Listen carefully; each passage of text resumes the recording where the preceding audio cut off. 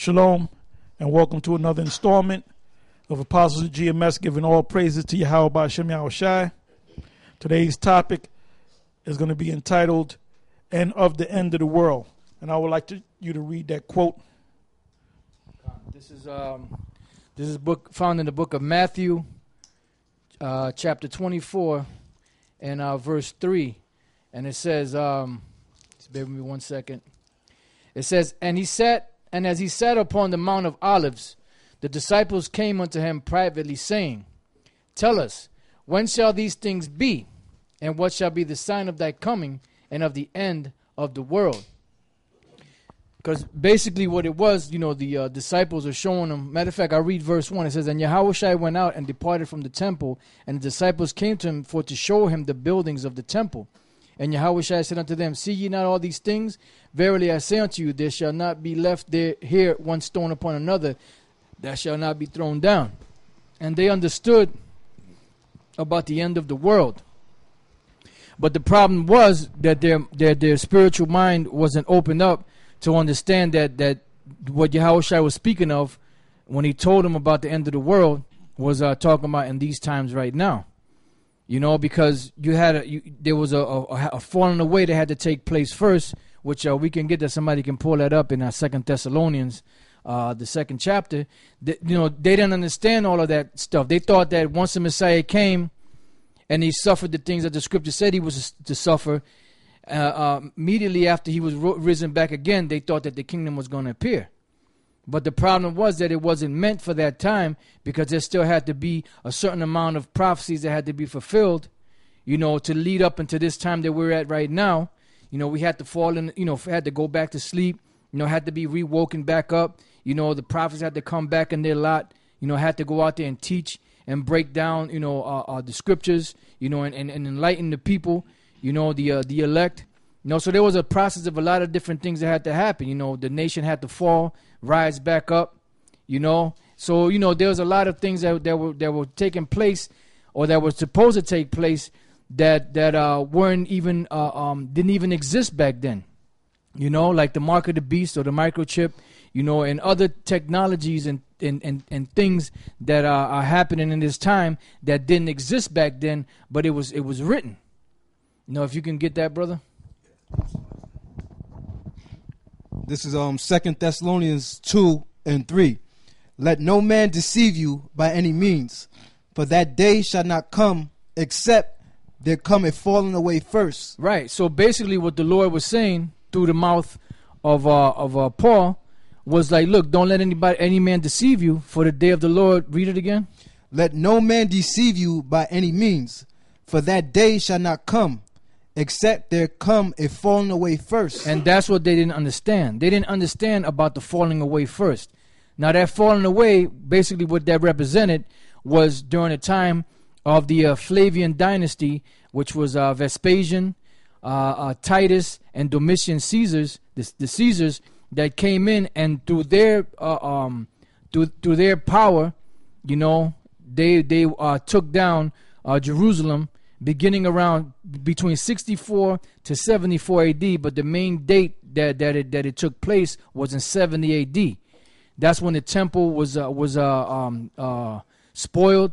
It was torn down. And this is one of the things that Yahushua spoke of, that there shall not be one stone upon another that shall not be thrown down.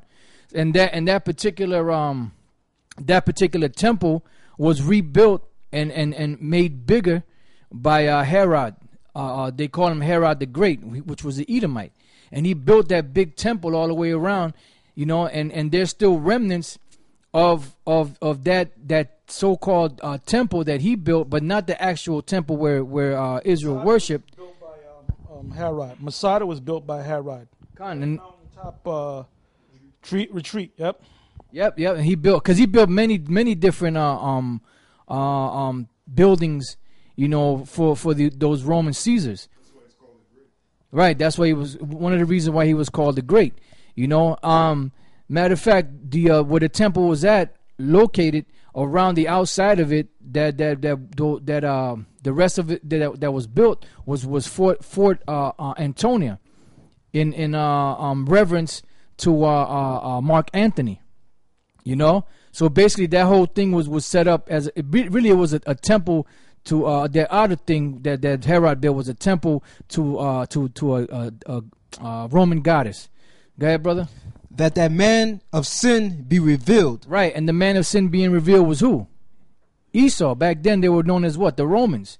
But it was a mystery back then, because it wasn't time for that mystery to be revealed. But Paul understood it, and certain other disciples and apostles understood it, you know. But as a whole, everybody didn't really understand who that man of sin was back then. Go ahead. The son of perdition. Right, the son of perdition. Why? Because this so-called white man is the one that's going to be lost or destroyed. You know, because after the judgment comes, after he does what he has to do, the Lord is going to come and destroy America and destroy anybody that's in this on the soils of America, Israel, certain other parts of the earth. Then the kingdom is going to be established. We're going to go around gathering, you know, the rest of the Israelites, you know, to bring them back to their nationality, bring them back home, so to speak. Then the other nations are going to be gathered to go into slavery. And the so-called white men, which are the Edomites, they're going to be gathered. They're going to go into slavery for 1,000 years, and after that 1,000-year period, they're going to be destroyed. You know, but right now they're the ones in power. They're the ones in position, you know, of power. You know, and the Lord is going to use them to destroy them. That's why the Lord called him the son of perdition. Go ahead. Who opposeth and exalteth himself above all that is called the Most High. Yeah, and you see that. How does he do that? Anytime you speak about so-called God or so-called Jesus, who do you see? The so-called white man being set up as those in those positions. Go ahead.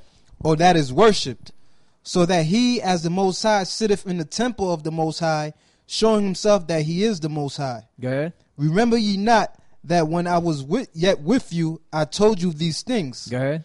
And now ye know what withholdeth, that he might be revealed in his time. Right. That's why it was withheld back then. What's the word I'm looking for? It was withheld back then.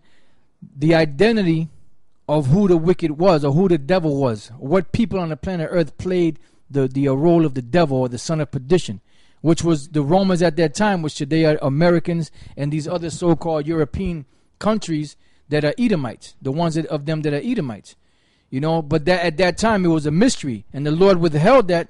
Why? Because it wasn't time. That's what the scriptures say: "Wake not my love until He please." Why? Because the Lord has a certain set time where His prophecies are to be fulfilled, and that mystery or that veil is not pulled back off of that mystery until the time is fulfilled. Go ahead. For the mystery of iniquity doth already work. Right, because it was in work back there. What was it in work as? The Roman Empire. You know, they were the ones that were set up to be the wicked. And to show you that they were that even it was withheld from them, they didn't know that they were Edomites. They just thought that they were Romans, and then they thought the Greeks were Greeks, and they were two separate people, and they thought that the Herod and those were the Edomites. And the people down in Seir, in the land of Edom, they didn't understand, you know, that they were all Edomites, every last one of them. Go ahead. Only he who now letteth will let, until he be taken out of the way. And that's the time that we're approaching. Only he who letteth will now let, until he be taken out of the way. Because the Lord, Yahweh B'Shem Yahushua, is the only one that's allowing them to do what they're doing now until they be taken out of the way. Why do you think that there's so many Jakes out there waking up to finding out that they're Israelites? Because we're coming to that time where the Lord is starting to reveal these mysteries, because it's the time of judgment. And before the Lord does anything, He speaks the word first, you know, and then actions follow. That's why you see earthquakes all over the earth now. That's why you see all the uproars of people. Things like Ferguson and Baltimore, you know, and over there in California, you know, and all over, you know, all over these different states of so-called police brutality against mainly the so-called Negroes, Latinos in them, but they're really focusing more on the so-called Negroes, because the so-called Negroes are Judah. Why do you think these things are happening? Because the Lord said that